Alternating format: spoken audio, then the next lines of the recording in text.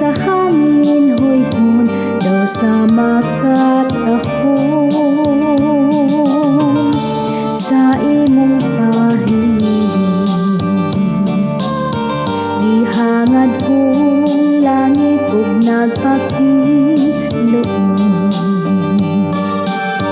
nga maako unta ang gugma mo hintaw. Ang akon kakabus kung imong dawaton isaad ko inday. Ako kang lipayon pagkahabong inday sa imong gipuy-an.